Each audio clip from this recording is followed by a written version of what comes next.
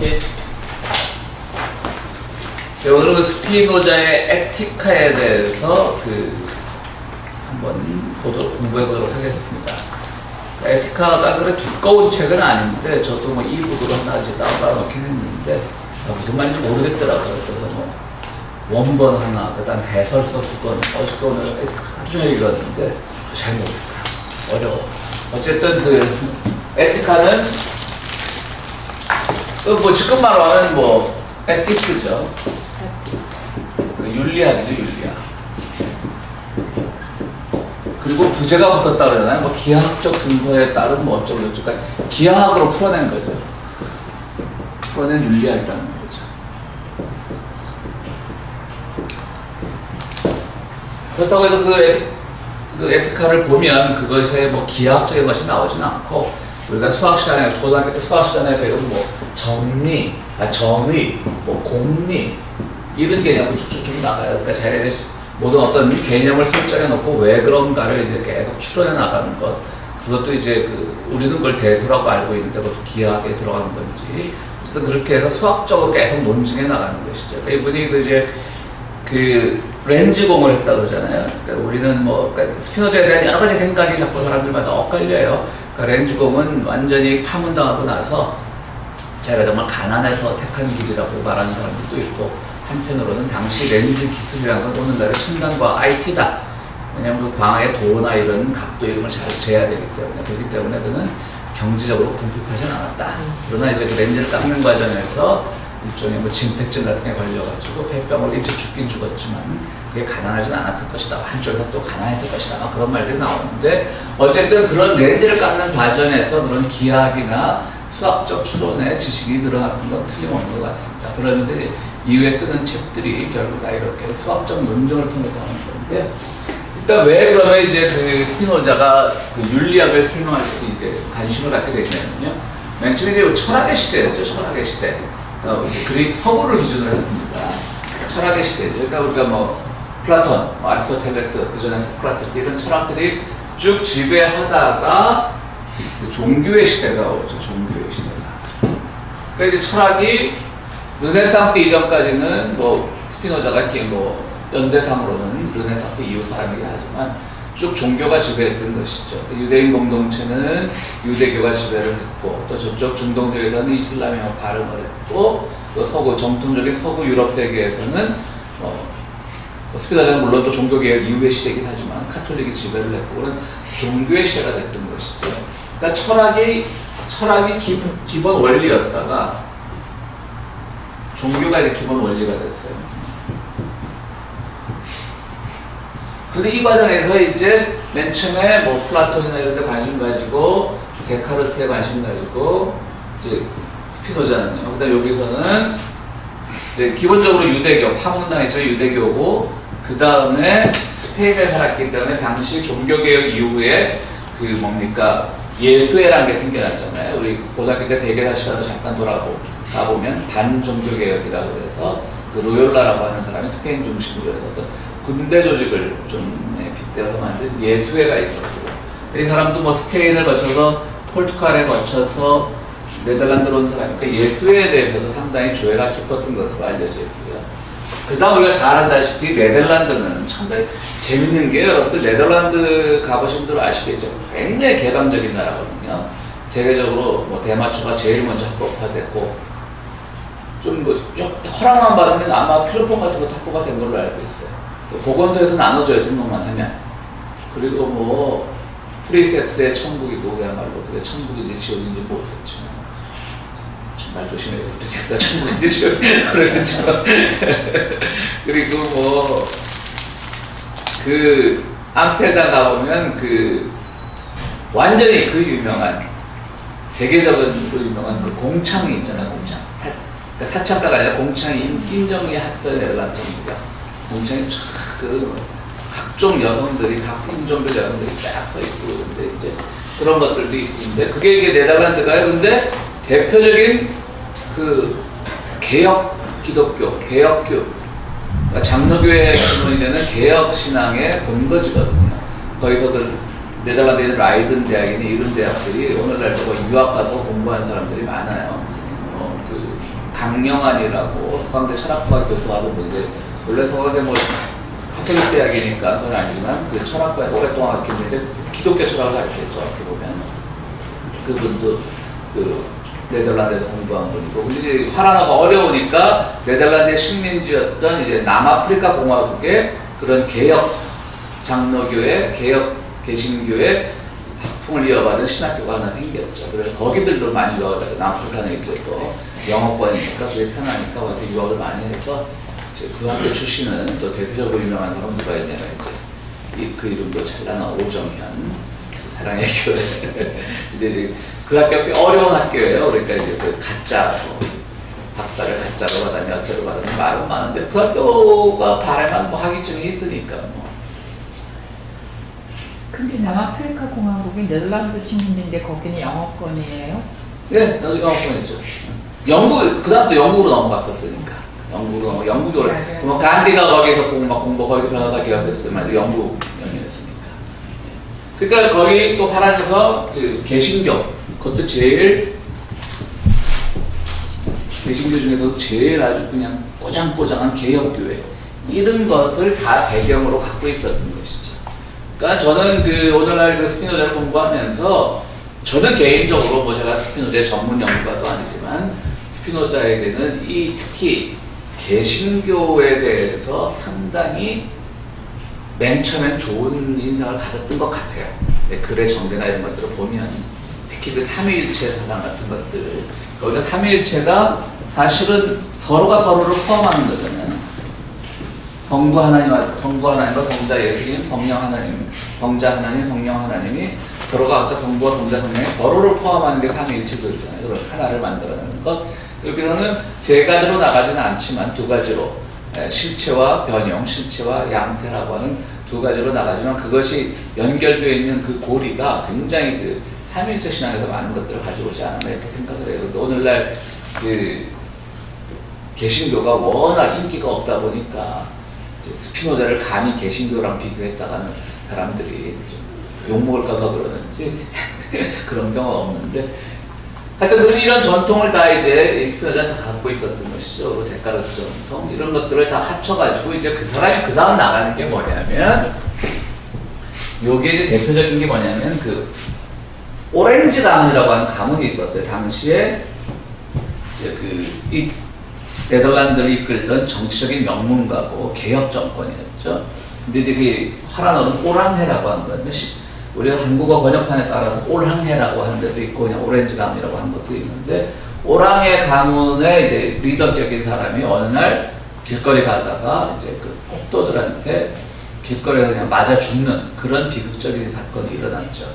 근데 내가 보기에는 이 오렌지 가문에 대해서 그들의 어떤 정치적인 생각이나 색채에 대해서 스피노자가 어느 정도는 좀 관심을 갖고 있었던 것이 아닌가 그런 흔적들이 보여요. 이것도 그러니까 스피노자에 대한 그런 자료가 많잖아요. 이것도 또 서로들 그냥 이런 의견도 있다 한때 이제 서로들 싸우더라고. 무식하다고. 또 한쪽 책에서 보면 그는 뭐 감옥에 있다가 죽었죠. 오렌지 가문의 그 리더격이었던 사람은 길거리에서 아무리 그래도 그 당시 17세기에 네덜란드 암스테르담 한복판에서 누가 폭도들한테 맞아 죽겠냐 이렇게 말도 안 된다라고 그러고, 어떤 책 보면 이 책이 그 서양 철학사에서도 또는 맞아 죽은 걸로 나오고 대표적인 게 또 그거죠. 뭐 그 유명한 얘기 사과나무를 심겠다라고 하는 그 유명한 얘기도 한편으로서는 말도 안 되는 소리다라고, 한편으로서는 또 어떤 사람들은 그의 그런 사상적인 걸 추적하다 보면 근거는 없지만 그런 말을 했을 가능성은 있다. 저는 좀 그쪽 편이잖아요. 두 사람들이 안 싸웠으면 좋겠어. 왜 싸워? 이렇게. 서로 차이 옳다고. 그래서 어쨌든 그렇게 하면서 이 사람이 관심을 갖게 되는 게 정치죠, 정치. 정치는 우리가 플라토니아인데 봐서 알다시피 철학에서 뭐 철인 정치, 고대 그리스의 철인 정치도 있었고요. 종교도 사실은 정치적인 요소를 갖고 있죠.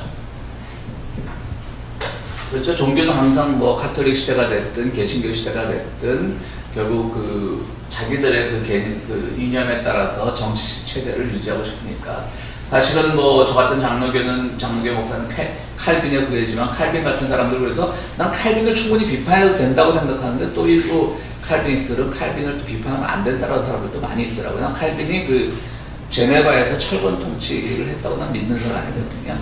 그러니까 뭐 성경에 나오는 인물도 이제 성경 무엇으로 우리가 믿지 않기 때문에 성경에 나오는 인물도 잘못하면 비판하는데 칼빈 정도 비판하면 어떻다고 그냥 칼빈 비판하고 또 쌍심대를 펴는 사람들이 있어요. 근데 저는 칼빈이 잘못했다고 생각을 해요.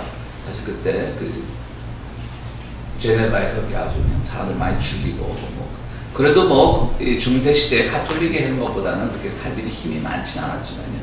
결국 그런 사람들이 와서 그런 칼빈의 후예들이 와서 스코틀랜드, 네덜란드를 거쳐서 미국에 와서 동부 해안에 자리 잡으면서 그 미국에 또 마녀 사냥이 있었잖아요. 중세 카톨릭에만 있던 마녀 사냥이 18세기까지 이쪽 동부 이쪽 주, 뭐 마인주니 이런 데, 벌먼트주니 이런 데 다 마녀 사냥이 있었고 우리가 잘 아는 그 소설 뭡니까? 주홍글씨인가? 그것도 그런 마녀 사냥의 내용을 좀 담고 있고요. 그러니까 이제 그것을 보면서 스피노자는 아마도 이 철학과 종교가 합치고 최종적으로 도달해야 될 지점에 결국 정치가 잘 돼야지 모든 것이 성공한다고 봤고 정치의 기본 요소는 윤리라고 생각을 했던 것이죠.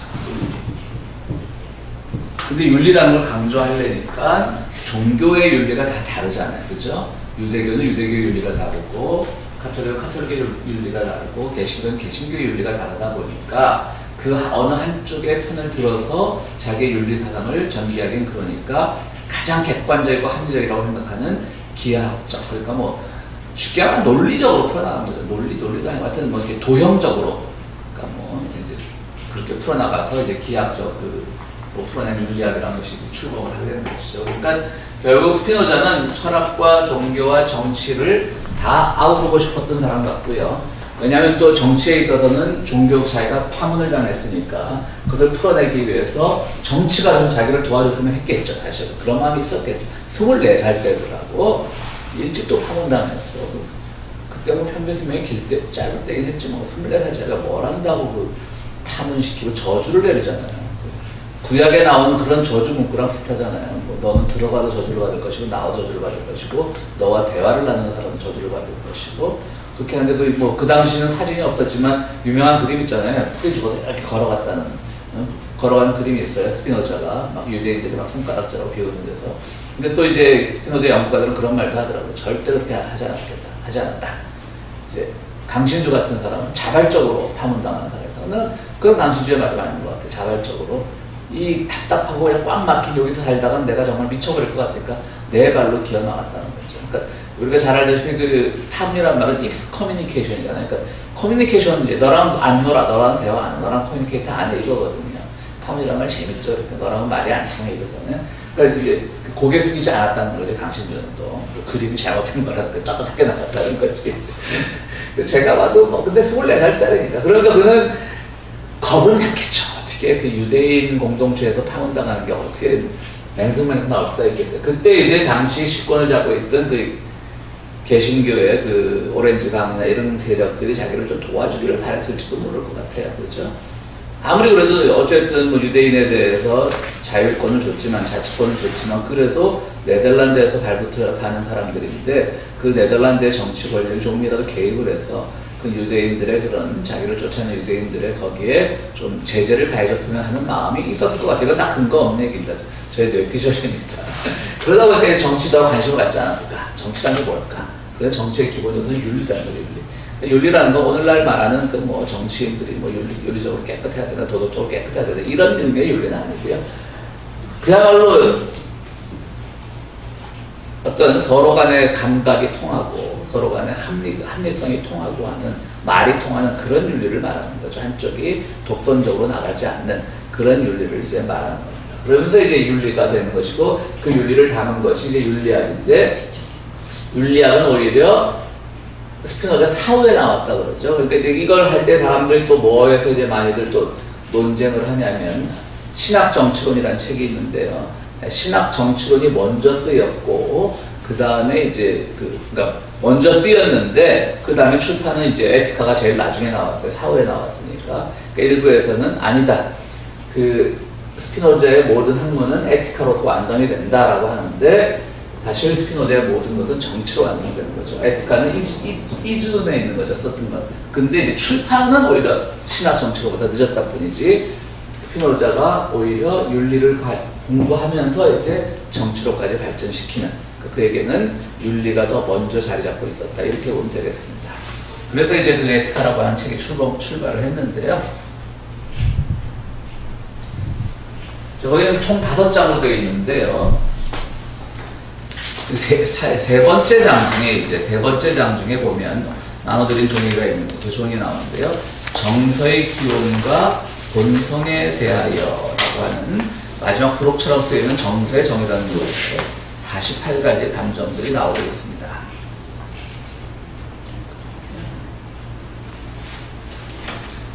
그런데 이제 그걸 보면서 우리 손혜영 선생님이요. 강신주 싫어하시는.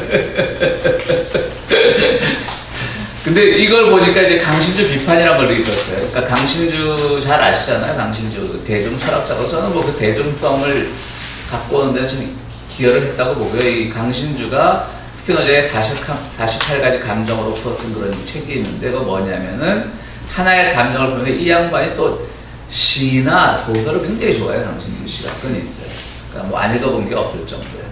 그러니까 이제 그 중에 어떤 소설의 주인공이나 시의 어떤 주제를 가지고 이것이 바로 스피노자의 48가지 감정이 어떤 감정과 일치한다. 뭐 이렇게 책을 풀어서서 읽기는 참 편하고 좋아요. 저도 이제 그 책을 이북으로 갖고 있어서 좀 여러분에게 못 보여드리는데 그런데 이제 최근에 누가 그 블로그에 쓴 글을 뭐 강신주를 완전히 돌파하고 스피노자를 완전히 오독한 거로 썼더라고요. 그게 영화를 한 편씩 끌어가 했던 거. 아니요. 문학이 많아요. 강신주 영화 얘기는 잘 안 해요. 영화 얘기는 제가 잘하고요. 조금 어거지로 갖다 연결시킨 것 같은 느낌이 네, 많이 뭐. 받았어요. 근데 뭐 그 블로그에 그걸 비판하는 사람도 그런 시도는 좋다는 거죠. 그냥 뭐 스피노자 어렵잖아요, 솔직히. 그런데 스피노자가 내놓은 감정 하나가 뭐 우리가 유명한 책이나 거기서 본 그 인물하고 바로 그 인물이 그런 거다. 이런 걸 이제 주장하다 보면 뭐 쉽게 이해되는 건 있죠. 그런 점은 또 그 강신주만이 가진 장점이긴 한데 사실은 완전히 오독을 했다는 거예요. 그러니까 여기 보면 지금 에티카라고 하는 데 있어서 강영계라고 유명한 철학자, 강영계가 옮긴 그거예요. 48가지 감정이요. 욕망, 기쁨, 슬픔, 경탄, 경멸, 이제 쭉. 그리고 이제 그 하나는 이제 라틴어고 하나는 영어로 되어 있는데요. 뭐 잔인함, 두 번째 페이지로 넘어가 있습니다. 하고 그러니까 두려움, 대담함, 뭐 마지막으로 저도 좀 찔리더라고 46번 음주욕, 탐욕, 욕정. 근데 스피노자에 따르면 우리의 욕망은 이제 두 번째 뒷장입니다. 첫 번째 페이지 뒷장. 스피노자에 따르면 우리의 욕망은 가장 크게 기쁨과 슬픔으로 나뉜다. 사실 크게 감정은 2가지밖에 없다는 거죠. 기쁘고 싶은 욕망, 그리고 슬픔을 피하고픈 욕망. 그렇게 나뉜다는 거죠. 무슨 말인지 아시겠죠? 그러니까 제일 처음에 48가지 감정에 제일 처음 나오는 건 욕망이고요. 그 다음은 기쁘고 싶은 욕망, 그 다음에 슬픔을 피하고픈 욕망. 이렇게 나오고요. 근데 이제 이걸 쭉 대조하면 설명하면서 32번 48가지 감정을 욕망의 맥락에 설명하고요. 이 순서는 결코 간단하지가 않은 겁니다. 그런데 이제 강신주의 감정 수업 뒷자 두 번째 페이지 밑에 부분인데요. 강신주의 감정 수업이 들어야 하는 가장 치명적인 문제는 두 번째 감정이자 스피노자의 가장 중요한 감정인 기쁨이 48가지에서 아예 빠져있다는 점입니다. 그래서 제가 오늘 그 에티카를 이제 밖에 띄엄띄엄 읽으면서 이게 오늘 좀 지난번하고 이어서 중요한 것 같아서 이런 게 참 1, 뭐 몇, 2, 뭐 이런 게 없는 거예요. 그러니까 그걸 차근차근 읽어서 끄집어내는 거였어요. 그러니까 참 왜 옛날 사람도 책을 어렵게 쓰는 건지 참고서처럼 이해를 뭐 이렇게 하면 좀 대충 읽는 사람도 찾아내기가 편할 텐데 그게 없어갖고 결국 포기를 하고 막 시간은 없는데 그걸 다 읽긴 그렇고 그렇고 이제 여러 책들을 이제 인터넷으로 검색해보면서 이런 결과가 나온 건데요. 근데 정말 이거는 맞는 것 같아요. 이 앞에 이건 이제 블로그의 어떤 이름, 뭐, 그야말로 제야 철학자들이 쓴 건데, 이런 분들이 다 뛰어난 분들이 많더라고요. 사실 영화 평론도 그래요. 영화 보면 그 인터넷에서 글 쓰는 사람들 중에 정말 내공 깊은 사람들이 많아요. 사실 요즘 그런 걸로 책 쓰기 좀 부끄러울 정도고, 근데 이제 어떻게 보냐 다 다를 수 있으니까. 그런데 이제 이분의 얘기는 그 기쁨과 슬픔을, 그러니까 1번이 욕망이고요. 감정이 이제 에티카의 3부에서 쓴 건데 1번이 욕망이고 욕망은 기쁨과, 쉽게 나누면 욕망은 기쁨과 슬픔을 나눈다는 거지. 기쁘고 싶은 욕망, 슬픔을 피하려는 욕망. 그래서 이제 쭉 4번부터 이렇게 쭉 가다 몇 번까지는 기쁨을, 욕망을 다룬 거고, 그 다음 또 하면 슬픔을 다룬 거고, 이런 것, 이렇게 나가는 게 도회적으로 맞다는 거죠. 기하학적으로. 도표적으로 맞다는 얘기인 거지. 그 도표적으로 그린 걸 이제 그 스피노자가 기하학이라고 풀었습니다. 기하학이라고 설명을 한 거고요. 근데 바로 가장 중요한 기쁨이 빠져 있다는 거예요. 강신주의 거는. 그리고 또 강신주는 이렇게 해서 뭐 2번부터 몇 번까지는 기쁨을 나타내는 거고 몇 번부터 슬픔을 나타내는 거면 이게 이 순서가 맞아야 되는데 영어 기준으로 ABC 순으로 했다는 거야. 48가지를. 그러고 보니까 나도 선생님 말처럼 갑자기 강신주에 대한 신뢰가 확 떨어지더라고. 좀 잘못을 한 거죠. 분명히 그렇게 해서 스피노자의 사상을 우리에게 좀 쉽게 가르치고자 했던 것을 충분히 인정할 만하지만 그렇게 함으로써 좀 신뢰가 떨어진 건 맞고요.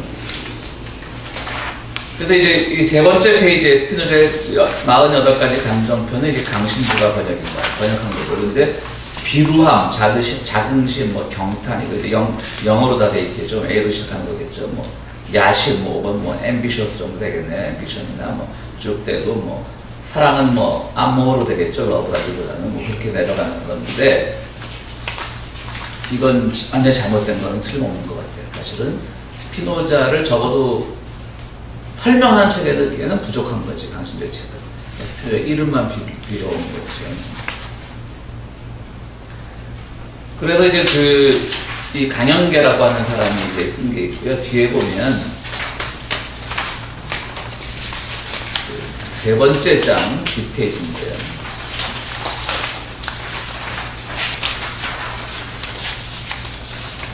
황태현이라는 사람이 90년대 중반에 에티카를 번역해서 냈더라고요. 이분은 이제 뭐 라틴어나 그런 뭐 파라너, 그러니까 보통 기본 에티카가 이제 라틴어로 되었을 거 아니에요. 그건 전혀 모르는 분이고 영어를 중역한 분이에요. 영어로 번역된 거를. 근데 이분이 이제 지금은 이분이 쓴 에티카가 다 이제 전통이 되어 있는데 어느 인터넷에 좀 들어가도 이 저자 양력이 없는 거야. 또 우리 궁금한 거 못 참잖아요. 근데 모든 블로거들이 이때까지 번역된 것 중엔 아무리 중역이라 할지라도 황태현의 번역이 제일 정확하다는 거지. 특히 이 48가지 감정에 있어서는. 그게 더 궁금하잖아. 이 사람 도대체 뭔데 저자 양력도 없을까? 막 찾아봤어요. 인터넷 다 검색해봤어요. 미국에서 목회하는 목사야. 재밌지 않아요? 근데 그가 미국에서 나온 한국계 기독교 신문을 주에서 막 기사가 많이 뜨더라고. 교회를 여러 번 옮겨다니더라고. 그러니까 스피노자 공부는 하고 있으니까 맨날 교회 쫓겨나는 거지. 그래서 또 막 뭐 해보니까 이분이 어느 교회를 개척했어요. 뉴욕에서. 우리 교단도 뭐 그냥 사실은 또 개신교도 뭐 카톨릭하고 다르지만 그래도 그 카톨릭에서도 왜 수도에 뭐 어느 수도기 소속이냐 뭐 그런 게 중요한 것처럼 개신교도 사실은 교단이니까 중요하거든요. 그러니까 이제 뭐 우리 교회처럼 PCUSA다 뭐 이러면 좀 UMC다 그래야지 좀 그때 말로 가오도 있고 막 그런 건데 이분은 교단도 굉장히 뭐 듣보잡 교단이고 그래요. 근데 어느 교회 개척했다는 기사를 뉴욕 쪽에서 한 걸 한 20몇 년 전 기사를 찾았어요. 거기에 이분의 학력이 나오더라고.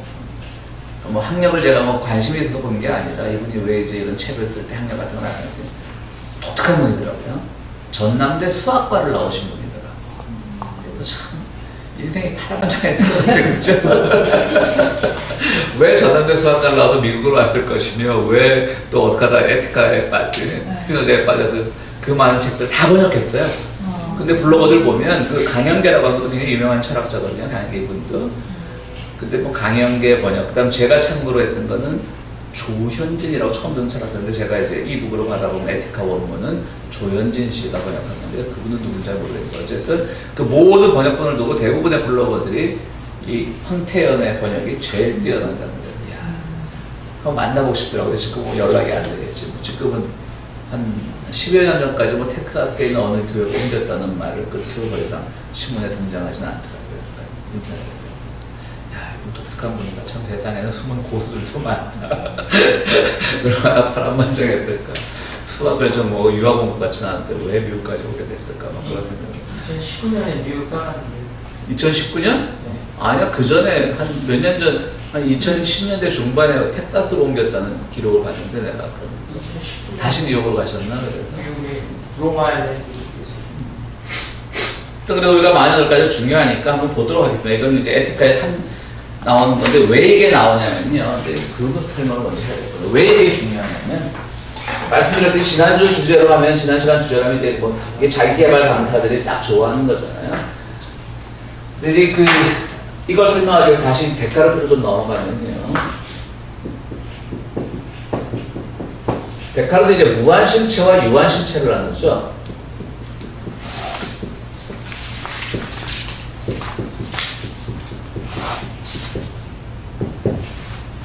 유한실체로 나누고 무한실체는 이제 뭐 신이죠. 신이 되는 거죠. 본질이 될 수도 있고 신이 될 수도 있고. 근데 이제 데카르트는 이거를 안 건드리려고 그랬어요. 왜냐면 그때만 해도 아주 중세의 기운이 남아있었기 때문에 자칫 잘못됐다가 뭐 코페르니쿠스나 갈릴레이처럼 될까봐 신의 부분을 안 건드리려고 해서 유한실체로 모든 걸 설명해 나가면서 이제 유한실체는 두 가지가 되는 거죠. 하나는 이제 물질, 하나는 사유. 우리 첫 시간에 다 했던 겁니다. 물질이라는 말은 연장이라고 익스텐션 된 거 이렇게 표현하고 있죠. 근데 여기서 또 뭐가 걸리냐면 이건 이제 유한실체인데 이 둘의 관계가 이제 애매모호한 거예요. 이게 완전히 분리됐다고 보면 말이 되는데 하나의 두 가지 실체로도 존재하는데 분리될 수가 없잖아요. 그러니까 항상 사유는 물질을 주관한다라고 하는 그런 이론을 가지고 있다 보니까 그럼 그게 전통적인 기독교 세계관과 뭐가 다르냐? 이게 합리주의인데 왜냐하면 뭐 전통적인 기독교 세계관에서 정신, 영혼이 물질보다 위에 있으니까 그런 거 벗어나지 못한 거 아니냐? 이제 데카르트가 그런 비난을 받는 거죠.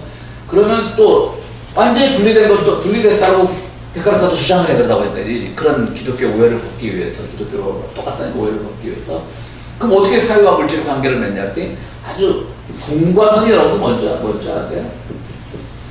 이 송이 소나무 송자예요. 과실, 그러니까 솔방울. 그러니까 우리 뇌에 뭐 무슨 뇌와 수치인가 거기 어떤 솔방울 같이 생긴 모양의 그런 뭐 기능을 하는 게 있답니다. 그런 선 같은 게. 그러니까 그 말이 이제 송과 선이에요. 그러니까 솔방울선이라는 얘기지. 선자도 근데 여기 우리가 아는 그 선자가 아니라 고기 육자의 선이니까 그 선자가 우리 장기의 일부를 나타낼 때 쓰는 선자 같아요. 그러니까 그걸 이제 데카르트가 송과선이라는 말로 해서 이 둘 사이에는 송과선이라는 게 왔다 갔다 한다는 거죠. 그러니까 아마 그 뇌하 수체에 있는 송과선의 역할이 그런 걸 하는 거고요. 뭐 호르몬을 뭐 날라주든지 뭐 신경계의 어떤 연결선 역할을 하든지 그것까지 제가 잘 모르겠고 그러니까 이제 계속 이제 문제가 되는 거죠. 그래서 스피노자는 데카르트로부터 많이 영향을 받았지만 결국은 이게 아니다. 실체 혹은 자연, 신 이게 하나가 있고 그 다음에 여기서 이것이 변형이 되어서 양태로 나타나는 것뿐이라는 거죠. 양태로 나타나는 것뿐이래요. 그래서 이 모두는 다 하나라는 거죠. 이렇게 이원론이 아니라 하나라는 것이고 이거는 첫 시간에 말씀드렸지만 이기가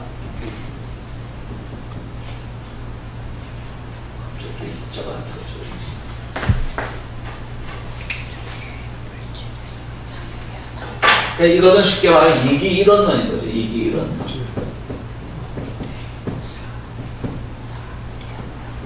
그리고 여기는 이제 이기 이원론이 되는 거죠. 데카르트. 그러니까 우리 그 한국의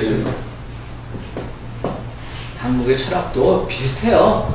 그 율곡이나 퇴계가 활동하는 당시가 데카르트 다 이 당시에 그러니까 우리 뭐 동양 철학이나 서양 철학이나 사유가 전개된 시기는 뭐 비슷해요. 근데 이제 아무래도 이것이 결국 좀 더 진보적이 된 거고요. 그래서 여기서 이제 우리가 잘 아는 남인 실학터가 나오고 율곡의 제자 속에서. 그 퇴계도 뭐 훌륭한 분이지만 좀 이게 좀 경직된 그런 이제 흐름이 나오는 것이고 이제 그렇게 정리가 되는 거죠. 근데 여기서 이제 우리가 스피노자를 하고 있으나 데카르트 잠시 잊어버리고 여기서 양태 모든 세상이 변형된 것 실제 변형 속에 살아가는데 이게 아무거나 해도 흔들리면 안 되잖아요. 외부적인 감정에 의해서 흔들리면 안 되잖아요. 모든 감정이 다 있는데 근데 좀 슬프다고 갑자기 생각이 바뀌어나가면 안 되고, 기쁘다고 또 날뛰다가 큰일 날 수도 있고. 그러니까 이것이 안 돼야 되기 때문에 이런 감정을 어떻게 제어하고 통제하느냐가 스피노자에게 굉장히 중요해지는 거예요. 그러면 제어하고 통제하기 위해서는 그것이 어떤 우리를 위협하거나 자꾸 통제하려 드는 그런 감정, 정서가 어떤 것이 있느냐, 그걸 이제 48가지로 분석을 해낸 건데, 그것도 보면 뭐 실제로 빠진 것도 있고 없는 것도 집어넣은 게 있다 그래요. 이제 누가 강시주를 비판하는 사람 이런 거 없는데 집어넣고 많이 빠지고, 또 번역도 다른 게 있고 뭐 그렇다는 거예요. 근데 이제 말씀드렸듯이 에티카 3부에 보면 탁 정말 48가지다 하고 탁 나와 있으면 모르겠는데 그런 말도 없더라고 사실은.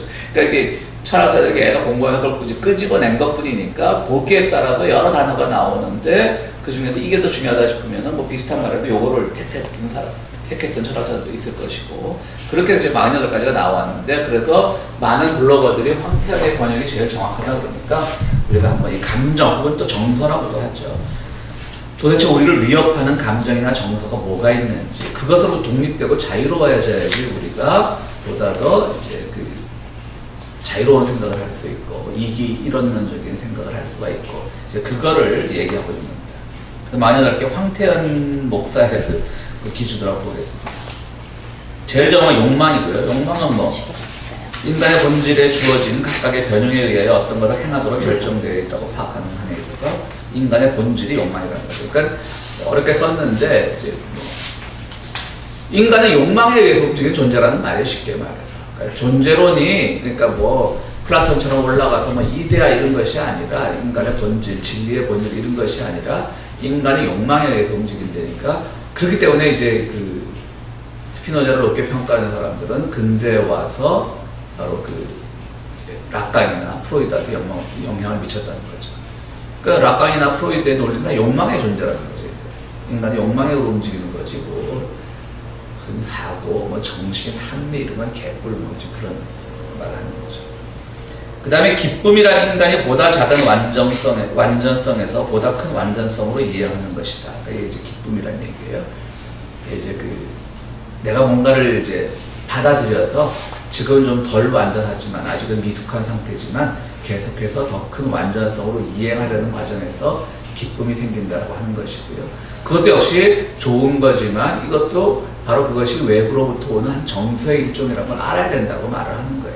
거기에 예속돼서도 안 된다. 그러니까 예속을 제일 싫어하더라고요. 그 다음 슬픔이라는 인간이 보다 큰 완전성에서 보다 큰 완전성에서 보다 작은 완전성으로 이행하는 것이다. 그러니까 이제 사람이 자꾸 축소되는 거죠. 자꾸 자신감을 잃고 그런 것들이 이제 슬픔인 거고요. 그 다음 놀라움, 뭐 경멸, 놀라운 거. 경멸은 또 우리 차별금지법 이런 것도 있듯이 우리가 인간이 가지고 있는 그 기본적인 심성 같은 것들이 나와 다른 것에 대한 경멸하면 아주 모욕적인 표현 같지만 실제로 우리가 대부분 경멸은 대부분 그리고 뭐 희망, 그 다음에 시선이 네? 다 벌써 10대 됐어요? 그렇죠. 잔혹함, 욕망, 공경, 멸시, 이건 강신주거네.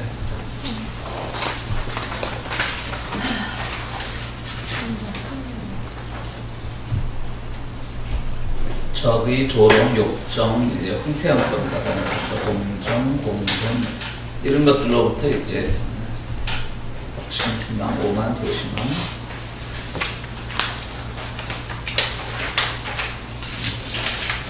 그렇게 된다는 겁니다. 음주욕도 있고요. 근데 이런 거를 하는데 무슨 의미가 있을까요? 이게 무슨 사전에 보면 다 있는 단어들인 거 아니에요? 예. 그리고 뭐 감정이 딱 이 48개로 한정되는 것도 아니고. 그러니까 이제 그 스피노자가 이제 이거는 이제 뭐 강신주나 이런 분들이 이걸 이제 책으로 써서 유명해진 거지. 사실 스피노자의 에티카에 보면 부록처럼 나와 있는 거고요. 그러니까 스피노자가 항상 도회화하는 걸 좋아했어요. 그러니까 이제 마녀가 도회, 그러니까 기하, 그걸 이제 기하리가 이런 붙인 건지도 모르겠는데 도회화하고 싶었던 것 같죠. 근데 진짜 좋은 지적 해주신 게 세상에 감정이 어떻게 48가지로 모르겠어요. 또 겹쳐지는 감정들도 있거든요. 뭐 겁남과 놀람 이런 것도 있고. 근데 여기서 이제 제가 그 감정 수업 보면서 느낀 게 사람의 감정이 딱 하나도 정해질 수 없잖아요. 굉장히 복잡해요. 그러니까 소설에서 어떤 주인공을 그 어떤 감정에 대입을 시켜요.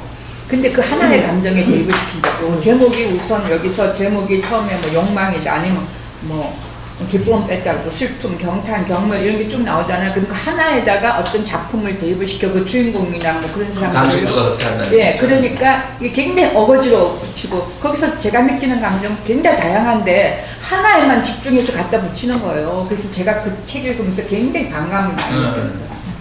여러 감정이 한 주인공에게도 여러 감정이 어떤 상황에 있어서도 여러 감정 복합적으로 나타나거든요. 근데 그 제목에 있는 감정 하나에다가 전부 저기 붙여놓는 거예요. 적응을 시키는 거 이렇게. 그럼 장시주가 이 48개를 다 어떤 하나 문학작품이나 이런 네, 그러니까 하나의 주인공 이름을 갖고 그런 거 있는데 아니 그 약간 저는 오히려 되게 호기심이 느껴지고 재밌을 것 같은데. 네. 그런 거 아니고 좀 근데 어거지가 좀 있겠지 당연히. 어거지가 당연히 있죠. 아니 저는 굉장히 강하게 느껴가 그 책을 그냥 그 연말에는 그 선물로 줘버렸어. 제가 영화 평 쓸 때 전부 어거지입니다. 목사님이 영화 좋아하시니까 네. 그거 한번 보셨으면 좋겠는데 그 사이버 라이프라고 해가지고 지금 이제 우리가 그 인공지능이 많이 그 발달돼 있잖아요. 그 인공지능에 이런 데이터들이 함축이 돼서 집어넣어가지고 그 데이터대로 로봇이 움직이는 거거든요. 말하자면 이제 점점 우리 사람한테 어떤 그 응대하는 게 네. 이런 그 감정적인 그 데이터를 가지고 판단을 해서 사람한테 응대를 할 수 있는 그런 능력까지 이제 길러지는 게 그 앞으로의 그 로봇이 가지고 있는 인공지능의 그 어떤 그 미래거든요. 근데 그 사이버 라이프라는 거를 보시면 그 영화에 그 말하자면 이제 그 지금 우리 이미 그 로봇이 사람 일본에서도 미국에서도 그렇고 한국도 그렇고 이제 사람 모양으로 돼 있는 그 아주 기초적인 그 수준에서 이미 그러니까 올라가져 있는 로봇들이 나와져 있잖아요. 예, 예.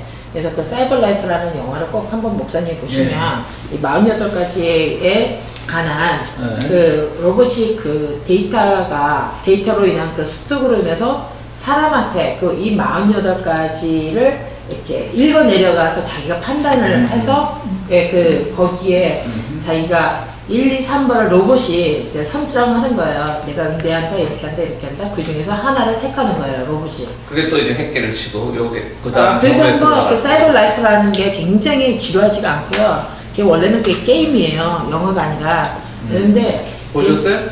3시간 반짜리인데 그걸 2시간으로 압축을 해놓은 거예요. 그래서 저는 그 내용이 너무나 훌륭했어요. 그래가지고 저는 원래 게임하는 사람은 아닌데 그 젊은 사람들이 게임하는 건데 그 사이버 라이프라는 게 보시면 지루하지가 않고요. 그 화질도 굉장히 고퀄리티예요. 그래가지고 한번 보겠습니다. 네, 48가지 로봇이 어떻게 우리가 압축해놓은 이 감정 데이터 가지고 어떻게 발전이 되어 있는지 좋은 얘기지 않고요.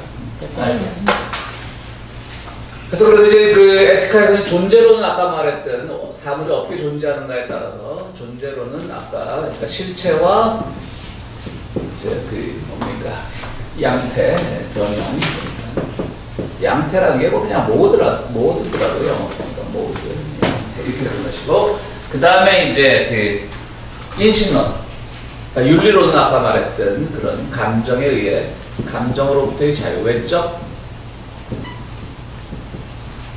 그러니까 자유라는 게 좀 그런데 이 자유라는 의미는 뭐냐면 실체를 아는 지식이라는 거죠. 실체를 알아가는 지식.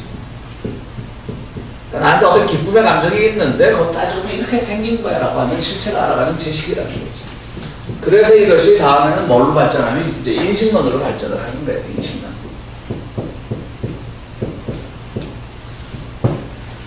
그래서 요즘 와서 제가 자꾸 스피노자를 이렇게 공부하다 보니까 저는 그 평화서당 하면서 스피노자 공부할 때 완전히 스피노자에 푹 빠지고 강의가 끝나갈 때쯤 되면 별거 없네 하고 다음에 우리가 끝나면 바타이유라는 사람을 하겠습니다. 프랑스 철학자 바타이유.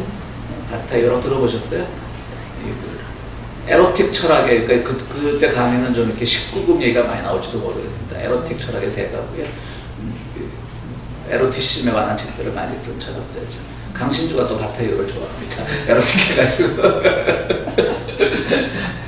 인식론은 뭐냐면 이제 이 3단계 지식이 있다고 봐요. 그 스피노자는. 그래서 상당히 맨 처음에는 그냥 속견이라고 해요. 속견. 그러니까 세속적인 견해라는 말이겠죠. 속견.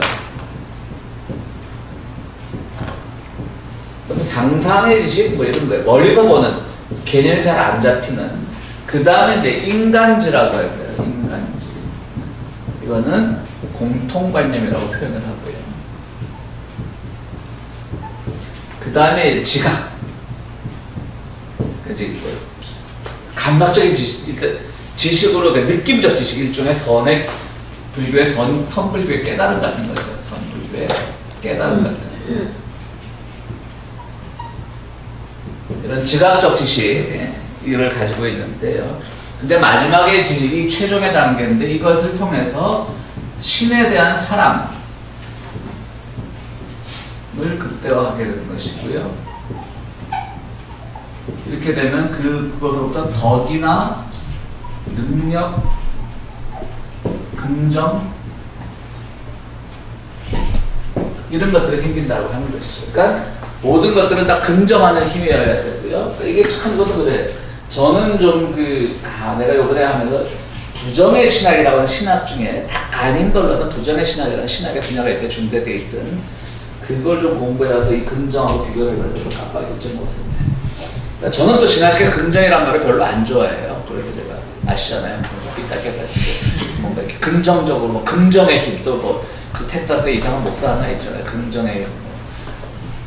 그런 거 별로 안 좋아하는데 이제 스피노자가 긍정을 강조하기 때문에 이제 그 많은 자기 개발서를 쓰는 분들이 이제 스피노자를 인용을 하는 거죠. 그다음 능력과 덕, 능력도 강조하고요, 덕도 강조하고. 그러니까 덕을 이제 우리가 말하는 윤리를 이제 능력으로 이제 능력과 연관관계를 맺게 하는 거죠. 오늘날 우리가 도덕적으로 살고 현대사회에서는 도덕적으로 살고 윤리적으로 살면 뭔가 능력이 없는 사람, 뭔가 찌질해 보이는 사람 이런 개념과는 달리 덕을 가진 경우 능력을 가지게 되고 모든 것을 긍정하게 된다. 이런 식으로 나가기 때문에 자기개발 강사들이 스피노자 이용해 먹기는 딱 좋은 거죠. 그래서 이제 지각, 선 깨달음의 단계에 일어나면은 이제 신에 대한 사랑이 극대화되는데 이거는 실제로는 참 도달하기 어려운 단계라고 이렇게 말을 하는 거예요. 도달하기 어려운 단계.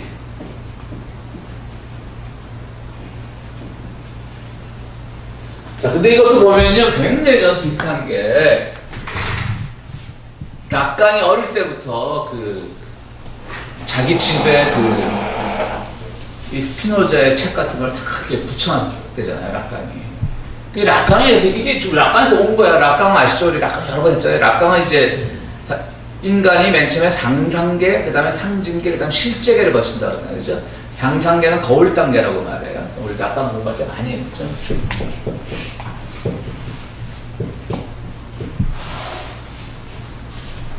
누가 몇 년 전에 통계를 냈는데 한국 국문학 박사 논문, 한국에서 이제 박사 학위를 통과한 국문학 박사 논문을 다 연구조사를 했더니 95%에서 락강이 나오더랍니다. 서양 철학자 국문학 논문에서 그래서 락강을 안 쓰면 논문이 안 되는 거예요. 국문학에서조차.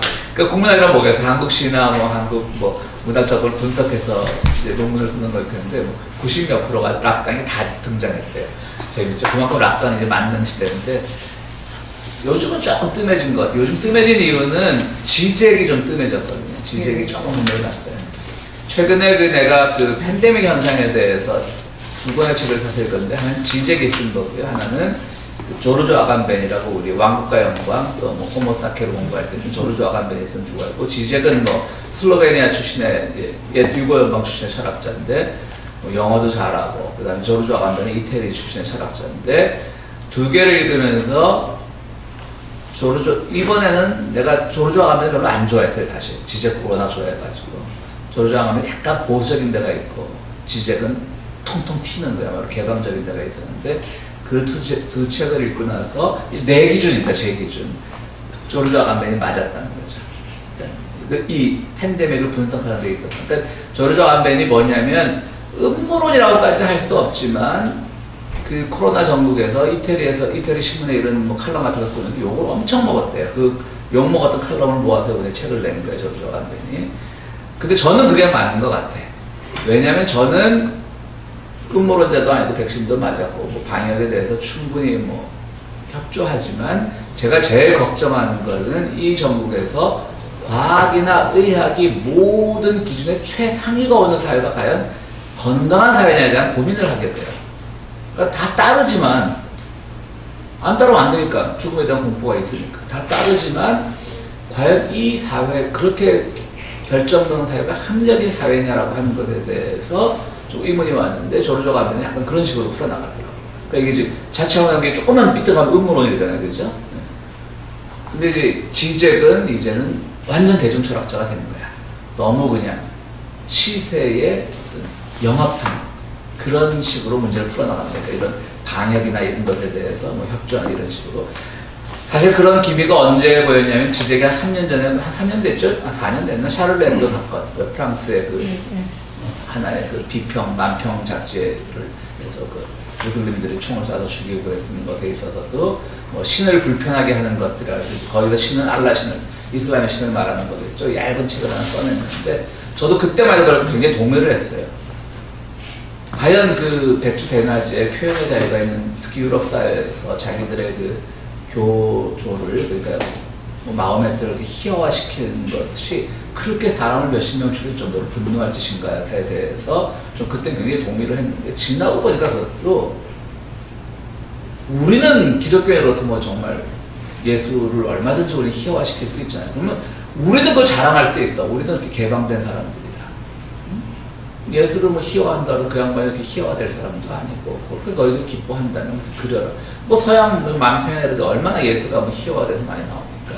근데 무슬림들은 인정을 못하는데 표현의 자유는 그게 아니라는 거지. 인정 못하는 건 그들의 그 인정 못하는 방식을 우리가 인정해줘야 된다는 거지. 왜 우리 쪽으로 끌어오냐면 완전히 서구 제1세계의 그 제국주의적 사고방식이 있다는 거지. 그런 식으로 좀 한쪽에서 끌고 가요. 근데 난 요즘 좀 그게 동의하는 것 같아. 어떻게 생각하세요? 굳이 싫다는 거, 무슬림들 그 싫다는 거. 그냥 우리는 니네보다 그것도 뭐 여러 가지 토론의 여지는 있겠지만 우리 기독교인들 뭐 신교가 됐든 국교가 됐든 기독교인들 너희보다 우리는 열려 있어. 이걸 자랑하는 건 오케이. 그래서 우리는 우리의 신이나 누구를 뭐 이렇게 만화의 소재로 삼고 무슨 심지어 뭐 섹스의 소재로 삼아도 우리는 괜찮아. 뭐 기분 나쁠 수는 있겠죠. 그거는 우리의 마음이고 상대방을 죽도록 싫어하는 사람들을 야 그거 표현이 되는데 어때라고 우리 쪽 논리로 끌고 오는 것 자체는 또 다른 폭력이라는 생각이 드는데 어떻게 생각하세요? 그 며칠 전에 네? 폭력이 맞죠. 맞죠? 네. 유튜브에서도 그 문제가 나왔더라고요. 그래서 그렇게 우리의 가치 기준으로 그 사람들을 끌어들이고 억지로 그렇게 그게 싫다는데. 받아들이라고 할 수는 없다는 거죠. 그리고 희화함으로 해서 많은 사람들이 죽었다고. 네.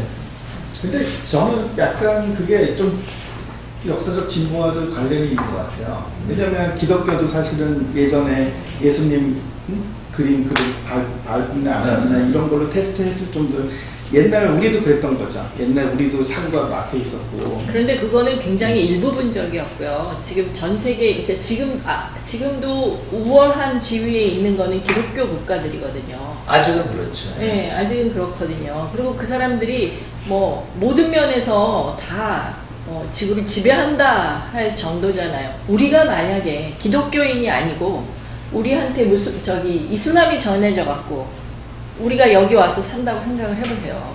우리가 이런 식의 저기를 누릴 수 있는지 그렇지 않거든요.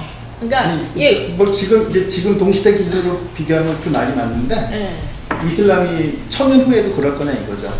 1000년 후에는 뭐 알라 뭐 괜찮고 왜냐면 지금 터키도 보면 더 이상 아랍어로 그렇죠. 코란이 있지 않거든요. 터키 변화도 있고 그런 변화가 자꾸 이제 되다 보면 세속화가 점점 이루어지고 결국 그게 어떻게 보면은 인간 역사의 발전이라는 게 자유와 관련이 있는 것 같아요. 지금은 어떤 그런 교리나 이런 거로 사람들 자유를 막 억압하고 있는데 그 정치적인 것도 연관이 있죠. 당연한 피해의식도 강하고. 내 생각에는 1000년 후에는 이슬람도 굉장히 그렇죠. 리버럴해질 리버럴 해줄 거죠. 네, 지금 저는 이제 그게 자율적으로 자기네가 변하는 거랑 그는 뭐 물론 그렇죠. 우리는 이렇게 하는데 너는 그걸 왜 이해 못하느냐 그리고 이제 그런 식으로 하는 거. 그렇게 하죠.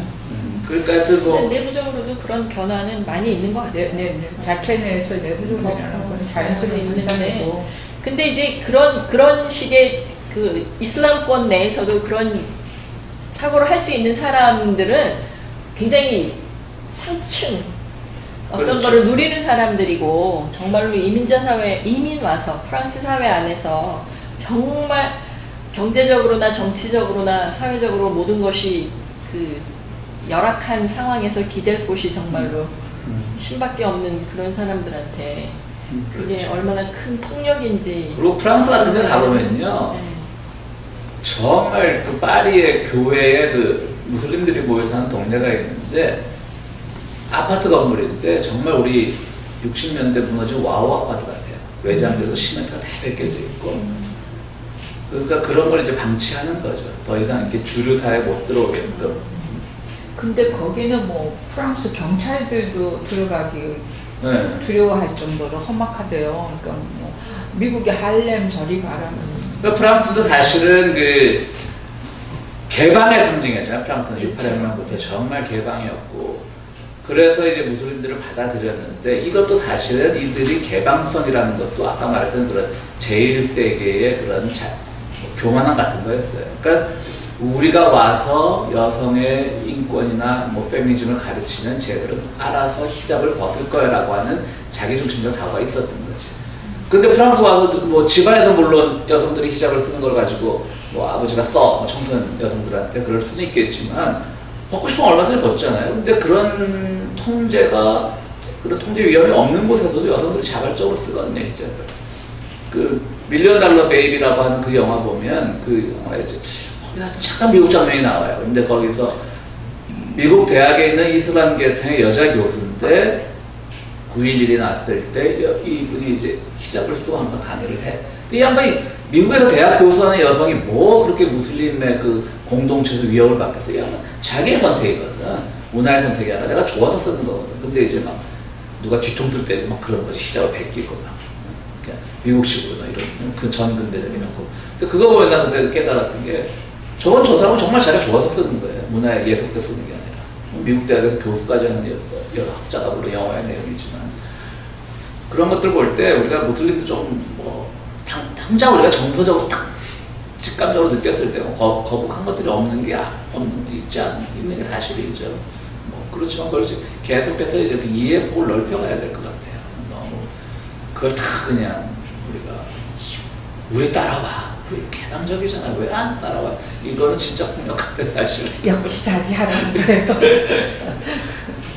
하여튼 아까 얘기하다 이 사람이 그쪽으로 갔는데 이제 상상계라고 그래서 이거는 이제 거울 단계죠. 거울 단계. 어떡하면 글로 간 적인데. 인간의 공통관념이라는 게 상징계라고 그러죠. 락강의 얘기에서. 너무 딱 똑같은 거예요. 아, 여기서 많이 배워가지고. 상징계라고 해서 이건 뭐냐면 이제 그 공통관념이라는 게 뭐냐면 사회에서 이제 그 강요된 이데올로기, 뭐 부성 이데올로기, 뭐 어떻게 보면 우리가 그 상징계적 질서를 갖고 있는 거지. 그러니까 이슬람을 본 눈도 아직 본 그런 거죠. 계속 주입되는 거예요. 상징으로, 상징 언어로. 이슬람은 나쁜 종교야. 이슬람은 여성을 차별하는 종교야. 이슬람은 과격해. 이런 것들이 다 내 머릿속에 상징 언어로 입력이 되어 있는 거예요. 그런 사회가 상징계. 그걸 한번 깨기가 쉽지 않은 거죠. 그건 마찬가지죠, 한국에서. 우리가 늘 얘기했지만 정말 진다고 한 얘기지만 이번 그 프레시안이라는 데서 손호철이라고 서강대에 있던 교수가 그 오랜만에 봤더니 그 한국 학생운동권 얘기를 쓰고 있더라고. 그러면서 이제 학생운동이 퇴조되는 그 마지막 그 사건 아시죠? 연세대학 사태 연대도 우리가 교육관이라고 부르는 건물이었는데 거기 이제 했다가 단일 사건으로는 최대로 많이 잡혀 5천 몇 명이 그때 구속 잡혀갔었죠. 그러면서 이제 막 그 신문 났죠. 막 그 교육관 그 건물이 막 불타오르고 뭐 그냥 저만 해도 뭐 그때 그걸 보고 혈압 끓을 찰 정도였을 거 너무했지 않냐. 그리고 뭐 그 사건 자체를 좋아하는 사람들은 아무도 없었잖아요.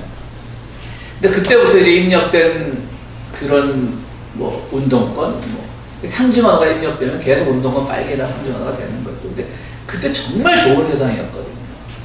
뭐 데모 자체가 과격하고 그러면 우리가 충분히 비판할 수 있지만 정말 90년대 초반 그때만 해도 몇 학번이시죠?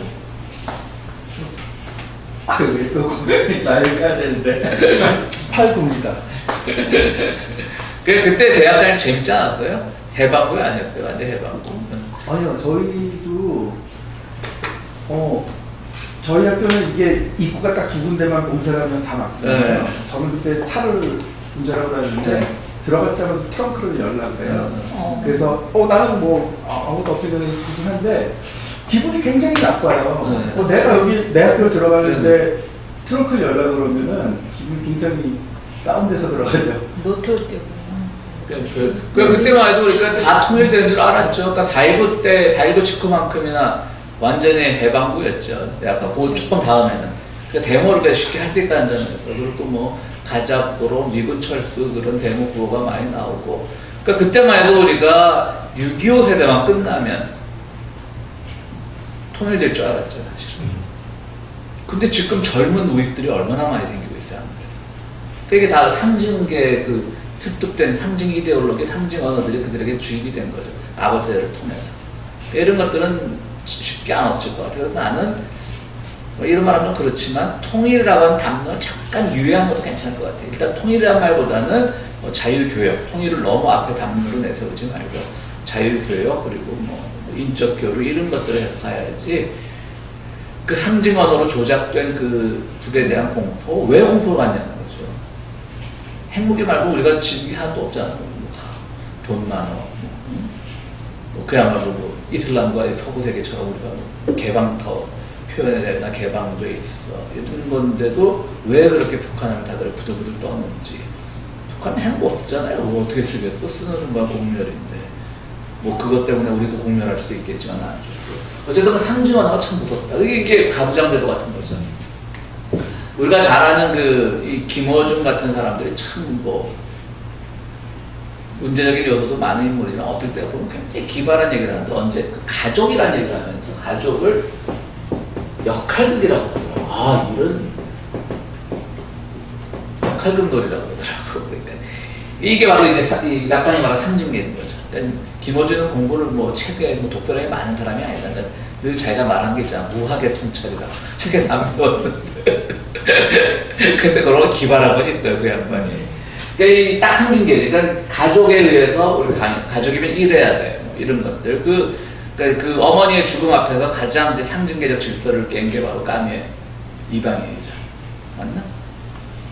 맞죠? 처음 엄마가 죽었다고 생각하는 게 까미의 이방인 맞죠? 저희 어머니가 92세신데 나도 부고로 그렇게 올리려고 그래. 지금 병원에 있으신데. 그리고 이제 이게 상징이에요. 그러니까 인간들은 모두 공통관념을 갖고 있다는 거지. 공통관념이라는 게 뭐겠어요? 현대식으로 하면 이데올로기인 거지. 상징하는 거. 그리고 마지막에 지각. 이게 바로 실제계. 실제계는 정말 우리가 번역하기 어려운 게 영어로 하면 리얼인데, 대문자로 써서 리얼인데, 리얼리티도 아니고 리얼인데, 더 리얼이죠. 실제계는. 근데 실제계는 락강의 표현에 하면 텅 빈 실제라고 해요. 텅 빈 실제. 아니 실제가 어떻게 텅 비었어? 그러니까 이거는 누구도 감히 가지 못하고 이 단계에서 락강식으로 말하면 상징계를 할 때 죽음 충동이라고 느껴야 된다. 이래야만 실제계에 도달하는 거예요. 죽음 충동. 그래서 그러니까 가족으로부터 자기가 가족으로부터 나는 가족이 없이도 살 수 있다는 것. 그런 것들은 죽음 충동이나 다름없잖아요. 가족 사회에서 특히 동양 같은 가족 사회에서 가족과의 연을 끊는다라고 하는 것들은 죽음이나 다름없는 건데 그걸 겪어야만 진실한 세계에 도달한다는 거고 그게 스피노자의 인식론의 아주 대표적인 거더라고요. 그러니까 락강이 왜 스피노자에게 감동을 했는지 이제 알겠더라고요. 그러니까 에티카는 세 가지로 나누면 되겠어요. 존재론, 그 다음에 윤리, 인식론. 그러니까 세 가지를 해가지고요. 이제 이것을 가지고 에티카가 서양 철학사에 아주 그냥 대표적인 계기를 마련했고요.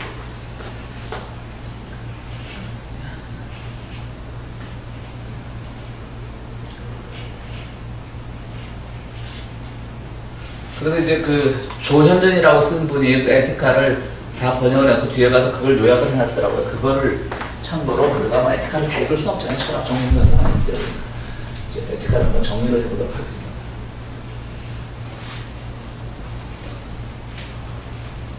이 평화서당에서는 카리큘럼이 따로 없습니다. 미리 그것까지 저한테 요구하지 마십시오. 그때 제가 끌리는 대로 그냥 일주일 공부해도 오는 거니까 무슨 일이 났더라도 근데 그래야 재밌지. 그렇죠? 네. 너무 내가 막 철학적인 논리로 막 이렇게 얘기하면 말하는 사람도 어렵고 듣는 사람도 어렵고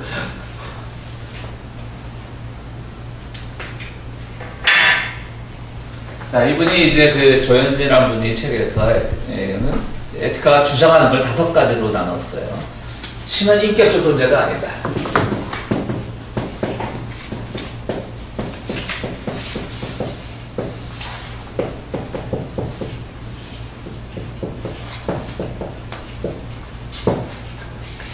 그러니까 우리가 이제 기독교의 신은 이제 인격적 신이라고 그러잖아요. 여기서 인격적 신은 외양을 말하는 건 아닙니다. 뭐 사람처럼 신이 뭐 턱이 있고 팔이 있고 다리가 있고 뭐 눈, 코, 입이 그건 아니죠. 그러니까 그것 때문에 이제 이 구약 성경 출애굽기에서도 모세에게 뒷모습만 보여주잖아요. 이제 하나님의 신에 대해서.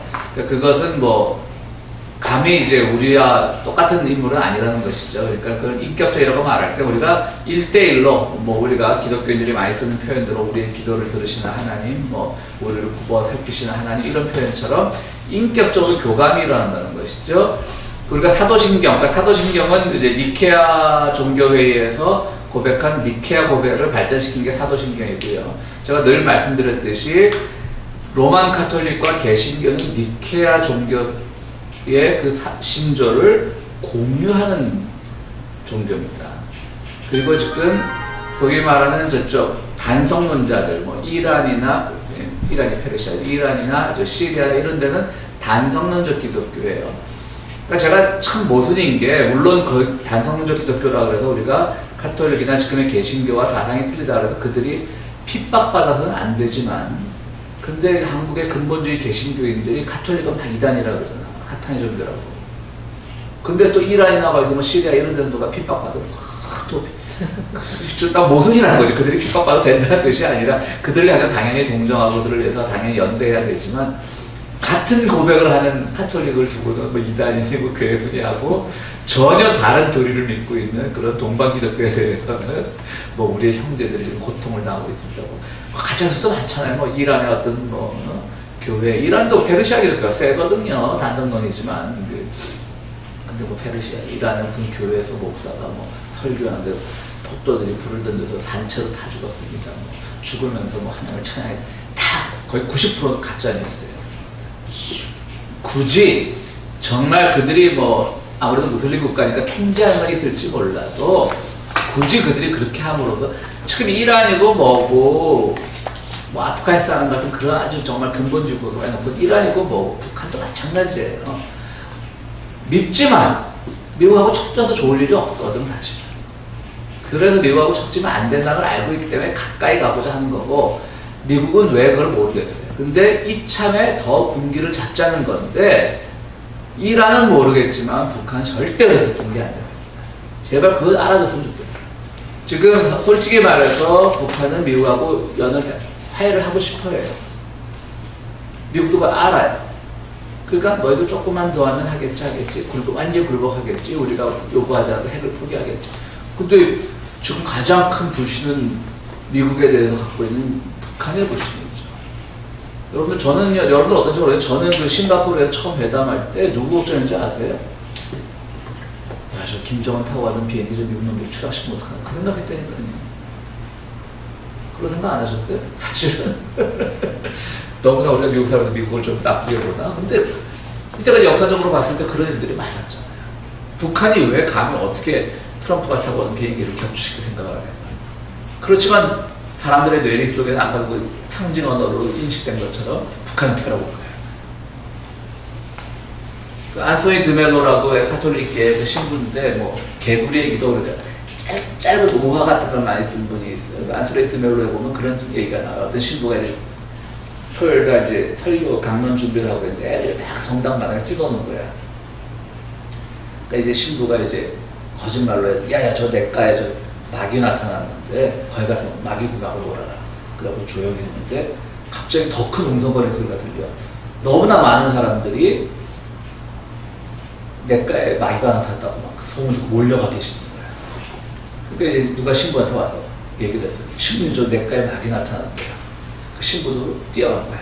지가 만들어낸 소문인데 지가 난 그 얘기가 지금 북한을 보는 거랑 똑같은 것 같아. 지들이 테러 국가를 만들어 놓고 지들도 그야말로 자기들이 편하기 위해 테러 국가를 만들어 놓고 실제로 테러 국가로 믿고 있는 거지. 북한이. 물론 북한이 역사적으로 뭐 그거 알죠? 북한이 베트남전에도 개입했었어요. 베트남전에도 개입했고. 그 6.1 전쟁 때도 그때 6.1 전쟁이 60년대잖아요. 6.1 전쟁 때도 북한의 그 군사 고문단 같은 사람들이 북한 갔다고 했죠.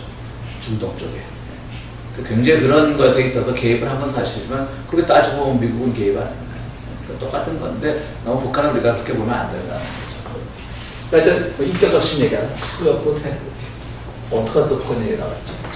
근데 교회에서 인격적 신이라고 말은 아닌데 그게 무슨 뜻입니까? 그러니까 아까 말했듯이 그냥 외형적으로 인격적인 그런 인간의 상을 가졌다는 것이 아니고 왜냐하면 그렇기 때문에 이슬람도 마찬가지고 기독교도 마찬가지듯이 상을 못 만들게 되겠잖아요. 그렇죠? 그런데 그게 아니라 서로 대화가 된다는 얘기죠. 내가 듣고 내가 말하고 그런 대화가 된다는 거죠. 그러니까 가톨릭에서 사도신경 할 때 성신이라고 해요. 지금 뭐라 그래요? 성령이라고 그래요. 근데 저희 어릴 때는 성신이라고 그랬어요. 사실. 개신교에서. 성신이 오셨는 거잖아요. 네. 근데 그것도 찬송가 가사도 바뀌었어요. 성령이 오셨네요. 그러니까 성신이라고 할 때는 신은 약간 인격적 개념이거든. 그러니까 우리가 성령 하면 너무 좀 이렇게 그야말로 뭐 영적인 존재로만 알고 있으니까 영적 흐름이나 이런 걸로 알고 있으니까 성신이라고 그랬는데 그러니까 인격적 존재라면 듣고 대화하는 거예요. 내가 기도하면 들으시는 하나님, 나한테 말씀하시는 하나님. 근데 자연으로서의 신은 그게 아닌 거죠. 내재화된 거죠. 스피노자가 말하는 신, 자연, 실체는 내 안에 내재화되어 있는 거예요. 그러니까 신과 나는 곧 하나인 거예요. 그러니까 신과 자연과 내가 하나라는 거예요. 우리 좀 얘가 기도해서 아까 얘기를 안 했는데 그 양태라는 의미가 바로 그거예요. 신과 자연의 하나에 들고 실체인데 변형돼서 나타나는 그 양태도 그 신에 가지고 있는 모든 속성을 다 가지고 있는 거예요. 그 중에 어떤 부정적인 요소가 크는 것은 이제 그래서 능산적 자연, 소산적 자연이라는 말을 쓰는데 이건 우리가 알고 있는 자연 세계, 이거는 우리가 알고 사는 자연 세계이고 이건 이제 신으로서 이제 자연인 거죠. 이것이 이렇게 형식적으로는 아니라 또 같다는 거죠. 그래서 자연이 신이지만 이것이 나타날 때는 이것이 긍정이냐 부정이냐 이렇게 아까 말했듯이 48가지 감정이 나오처럼 기쁨이냐 슬픔이냐 이렇게 나타날 수 있다는 거죠. 근데 이제 인식론으로 넘어가서 이것을 제대로 아는 지식을 가지게 되면 이것이 모두 욕망으로부터 나오는 것이고 그래서 결국 우리가 이 욕망의 실체를 파악하게 되면 우리는 자연의 그 완결성에 도달할 수 있다는 거예요. 그러니까 무슨 말이냐면 예를 들어서 우리가 지금 코로나가 돌았어요. 코로나 돌아서 우리가 이제 저도 그런 기도하지만 늘 좀 기도가 상투적이잖아요. 주님께서 이거를 빨리 치료해 주시고 우리가 정말 음모론에 이렇게 빠지지 않고 합리적인 것을 가지고 그렇지만 주님의 섭리를 기다린다라고 기도하면서 계속 우리의 기도가 응답되기를 바라고 있지만 그것이 인격적인 거죠. 그러니까 하나님이 개입할 수 있어요. 근데 이런 범신론적 자연에서는 그런 기도가 포함되지 않고 자체 완결적이 된다는 게 이렇게 우리가 계속 기쁨과 슬픔의 그 외적인 정서로부터 그것을 구분해내고 하다 보면 나의 삶의 에너지는 증폭이 돼요. 그래서 잘 살아갈 수 있어요. 그게 코나투스예요. 살아가고 있지만 내가 코나투스를 가지고 있어 정말. 내가 이 최상의 상태를 유지하는 내 정신 상태를 가지고 있고 그것의 근원이 되는 게 코나투스인데 결론적으로 말하자면 아무 소용이 없는 거예요. 그 노력에 의해서 자연이 바뀌는 게 아닌 거예요. 자연은 자체 완결성을 가지고 있는 거예요. 그리고 코나투스를 통해서 소산적 자연의 한 부분인 인간도 이미 완결된 존재라는 걸 말하는 거예요. 그러니까 쉽게 말해서 이렇게 말하면 되는 거예요. 예를 들어서 체르노빌에 보면 가끔 체르노빌 사진 나오잖아요. 잔인한 사진 나오지만 체르노빌에도 막 꽃이 피고 그래요. 거기서. 그래서 대지가 살아나고 있다는 거지. 그러니까 이제 요즘으로 말하면 이제 이런 자연이 가진 자체 완결성을 스피노자가 요즘 시대에 말하는 또 욕먹기 좋은 소재지. 그래봤자 자연은 다시 원래대로 돌아간다는 거지. 그런 핵 유출 사고가 있어도. 근데 이제 스피노자도 모르는 윤석열 같은 친구가 무슨 후쿠시마에 폭발이 없으니 갑자기 이걸 글로 튀지? 그러니까 조금 그런 좀 위험한 요소가 있죠. 스피노자가 오늘날에 적용을 하면 어떻게 보면 인간적인 노력이나 이런 것들이 아무런 뭐 조심이나 이런 것들이 필요 없는 거야. 근데 그때만 해도 핵이나 이런 것들이 위험을 몰랐던 거지. 지금 핵으로 망가진 세상이 자체 완결이 될까요? 다시 원위치로 돌아갈까요? 그런 건 아닐 것 같아요. 근데 이제 스피노자가 겪었던 시대에 기껏 해봤자 뭐 태풍 불고 뭐 번개 치고 산불 나고 그래봤자 몇 년 지나면 자연은 회복력을 가지니까 그런 걸 보고 스피노자가 그렇게 느꼈을지 모르겠지만 그런 건 좀 문제가 있는 것 같아요. 목사님 제 질문 있는데 네. 우리가 보통 네. 그 우리가 어떤 윤석열 욕했다고 뭐라고 하신 거 아니죠? 예? 윤석열 욕했다고 뭐라고 하신 거 네, 뭐라고 하려고 그랬어요. 우리가 보통 왜 이렇게 어떤 인격적으로 이렇게 네. 참 사람이 좋다 이럴 때 비유를 그렇죠. 우리가 성품이라는 단어를 쓰잖아요. 네. 성품이 참 좋다. 네. 근데 그 성품이라는 게 우리 예를 들면 예수님의 성품이라는 네. 거 이런 데도 나왔는데 신은 인격적 존재가 아니라고 그러는데 예수님도 신으로 우리가 그쵸? 네. 신으로 믿고 있는데 그렇다면은 그 성품이라는 단어가 어떤 예수님이나 하나님의 어떤 우리가 그 신앙 안에서의 그 우리 안에 그 내적으로 굳어진 이미지가 성품이잖아요. 네. 근데 그런 신이 인격적인 존재가 아니라면 신을 비유해서 아, 이 사람 참 성품이 참 예수님의 성품을 참 닮았다. 아니면 뭐 우리가 기도로도 그러잖아요. 예수님의 성품을 담게 해주십시오. 훈련을 통해서 이렇게 하는데. 그러니까 완전히 아닌 그건 거죠. 어떻게 이게 그거는 그 인간 이런 자기 욕망을 정확하게 인식하고 그것을 이제 극복하면서 그러니까 극복도 안 해 따지고 자체 완벽성을 가지고 있으니까. 그러니까 어쨌든 지금 내가 무엇에 의해서 움직이고 있구나를 자각하는 거지 자각. 뭐 극복이라기보다.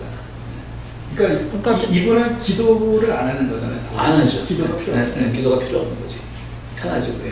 누가 스피노자가 기도를 그러니까 스피노자가 같은 그러니까 생각을 범신 문제. 그러니까 유대교로도 파문을 당했기 때문에 인격적 신을 믿는 유대교로도 파문을 당했고 당시 잠깐 예수회나 이런 개혁 개신교회 기웃거려지고 그거로도 만족을 못했고 그러니까 자기만의 종교를 가진 거죠. 그러니까 누가 이 율곡이나 퇴계 이후에는 기도를 했겠어요. 명상을 했을지 모르겠지. 그렇죠. 명상은 했겠죠. 그런 거지. 좀. 그러면은 지금 스피노자가 그래서 신은 인격적 존재가 아니라고 네. 그 사람이 얘기했는데 예. 그러면 네. 그럼 우리가 이거를 스피노자에 대해서 배워야 되는 부분은 뭐예요? 그냥 이 48가지의 그 감정에 대해서 이 사람이 아니, 정리를 그것도 한 아니고. 거에 대해서 그러니까 지금도 우리가 지나치게 또 인격적으로 만나면 뭐 이게 좀 교회에서 하는 평화서당이지만 또 우리가 신앙을 배우는 건 아니니까 그렇게 지금 약간 참 막히게 그러니까 스피노자에 대한 지식을 넓히고 또 말씀드렸듯이 지나치게 우리가 인격적 신, 뭐 뭔가를 다 해주는 신, 목적론적 신. 그러니까 우리는 하나님에게 창조됐습니다. 제가 제일 싫어하는 말이 목적이 이끄는 삶, 목적이 이끄는 길 이거 제일 싫어하거든요. 우리 그냥 살아가는 거예요.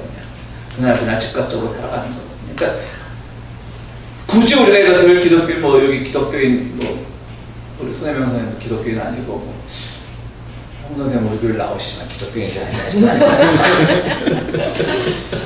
그러니까 굳이 우리가 다 기독교인으로 존재를 하고 하자면 그 인격적 신 때문에 우리가 가지게 되었던 우리 예속성 그냥 갑자기 신이 두렵고 내가 이렇게 가야 되는데 이렇게 갔다는 또 하나님한테 벌 받는 게 아니야 이런 것들로부터 자유로워지는 거는 스피노자로부터 배울 수 있는 거죠. 아, 그렇죠. 근데 그거는 스피노자뿐만이 아니라 자기 어떤 신앙의 그 훈련과 깨달음을 통해서 근데 이제 그런 그런 성장을 하게 돼 있잖아요. 그렇죠. 그건 스피노자하고는 상관이 없잖아요, 사실은. 뭐 그렇긴 할 수도 있죠. 네, 근데 그 사람 도움이 안 돼요. 스피노자 좀 이렇게 들먹이면 좀 멋있어는 보이죠.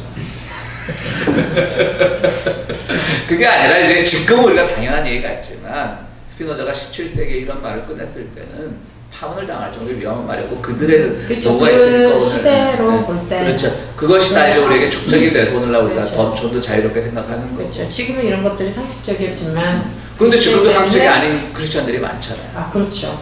네. 평화교회나 뭐 아주 극소수의 크리스찬들을 빼놓고는 그렇게 생각하지 않아요. 그냥 어떤 인격적으로 그다음에 근데 이제 우리가 그 인격할 때 한문으로 생각해 격자가 이게 이 격자가 약간 철학적인 의미가 있거든요. 네. 격의 불교라고 있어요. 격의 불교. 그러니까 불교가 이 중국 땅에 들어와 가지고 도교랑 막 합쳐지면서 도교 용어로 불교를 풀어쓰는 그런 운동이 한 4, 5세기 중국에 있었어요. 그러니까 격자가 좀 묘한 글자에 그럼 뭐 수많은 가지 뜻이 있으니까 인격자가 어려우면 근데 영어는 뭐예요? 그냥 퍼스널이에요, 퍼스널.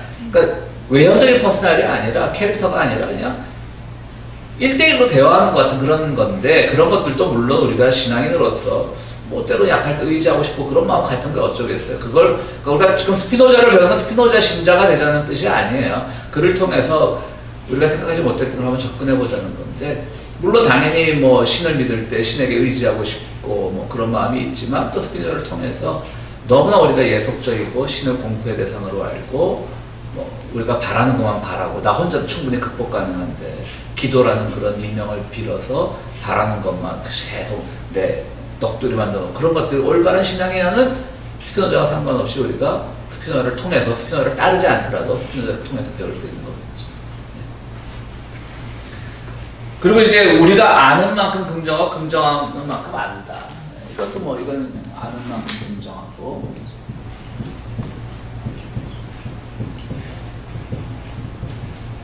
긍정하는 만큼 안다.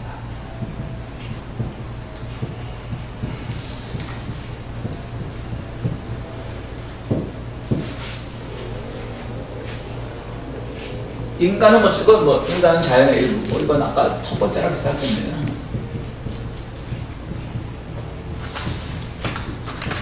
자체 완결성이 있는 거죠. 인간도 다. 그러니까 우리 교회에서 얘기하듯이 뭐 인간이 죄된 존재 뭐 그런 것들이 아니라 자체 완결성이 있다는 거지. 그 다음에 네 번째는 만물은 자기 보존의 힘. 이것도 뭐 같은 말인데 자기 보존의 힘. 만물은 자기 보존의 힘을 가지고 있다.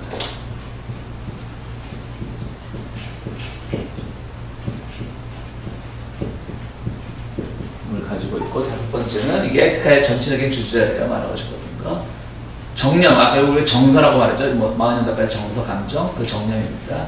정령은 의지가 아니라 정신의 그러니까 모든 감정은 의지가 아니라 아까 계속 말씀드렸던 인식에 의해서 이게 이제 파악되는 거죠. 그러니까 잘 알라는 거지. 그러니까 내가 좀 슬퍼. 근데 지금 슬픔이 정말 사회에서 내가 어릴 때부터 상징적으로 학습된 슬픔인지 진정한 슬픔인지 잘 모를 때 그걸 이제 파악하라는 거지. 그래서 제가 즐겨 듣는 뭐 굳이 말을 안 하겠지만 그 팟캐스트가 하나 있는데 완전히 제가 그 좌파 썬데이 서울이라고 부르는 걸 팟캐스트인데 매불쇼라는 게 있어요. 즉 내가 이제 상담 코너가 있는데 누가 자기는 이렇게 드라마나 뉴스를 보고 뭐 또 올림픽에서 게임을 보고 눈물이 나는데 실질적으로 자기 주변에 일어나는 일에 대해서는 눈물이 안 난다는 거죠. 이게 문제가 있을까요? 라고 그런 상담을 하는데 그 짚어주는 정신과에 다 틀린 말이더라고요. 그럼 일단 드라마나 이런 거는 극적인 요소가 있기 때문에 드라마를 보면서 갑자기 반전이 일어나고 또 뉴스 보면 갑자기 뭐 어느 집안에서 가정 불화가 있어갖고 뭐 부부가 싸우다 다 죽고 어린 아이들만 나오고 슬프지 사실. 그리고 또 김연경이 배구를 잘하도 눈물 나지. 그 스토리가 있으니까 눈물이 나는 거고 내 근처에 있는 일에 대해서 슬프지 않은 것은 그 사람의 잘못이 아니라 그 사람이 오히려 나는 내가 만약에 그런데 초빙받은 이 상담가에다 그렇게 말할 거다. 그 사람이 성숙한 사람이다. 동의하지 않으셔야 내가 워낙 그 가족 관계에 있어서 막가는 사람이기 때문에 제가 말하고 싶은 건 그거죠. 사실 우리의 인생에서 그게 극적인 요소가 없어요. 그런데 우리는 내 가까운 사람이 아프거나 죽거나 이러면은 슬퍼야 된다고 어릴 때 학습되어 온 거지. 극적인 요소로만 치자면 드라마나 영화 속에 있는 인물들이 훨씬 더 극적인 거예요. 그러니까 그걸 보면 슬플 수 있어. 김연경의 플레이가 슬플 수 있어. 그러니까 그건 좀 기쁨의 눈물이긴 하지만 그렇지만 내 삶 속에서 누가 김연경처럼 내 주변에 그렇게 사람이 있어요. 그냥 리더십도 있고 막 그냥 올림픽에서 동메달에서 한번 따보려고 평생을 이렇게 걸었는데 그것까지 실패했을 때 그렇지만 잘 싸웠을 때 그걸 보고 같이 울컥하는 그 마음을 가진 그런 경험을 가진 사람들 내 주변에 있나? 없어요. 우리 어머니 아버지도 다 고생했다 그러지만 실제로 그들 고생 안 했기 때문에 우리가 미국까지 와 살고 있는 거예요, 부모. 그러니까 저는 좀 그렇게 생각을 해요. 뭐, 그 동의 안 하셔도 좋습니다. 저건 가족도 없고, 뭐, 그러면. 그렇게 해서, 뭐, 그렇게 해서 이제 뭐, 이런 그, 인식에 대해서 내가 슬프거나, 뭐, 그럴 때, 그것이 무엇인가에 대해서 우리가 분석할 필요가 있다는 거지. 그러니까 저희 이제 써도 좋아요. 오늘 이것으로 마치겠습니다. 저희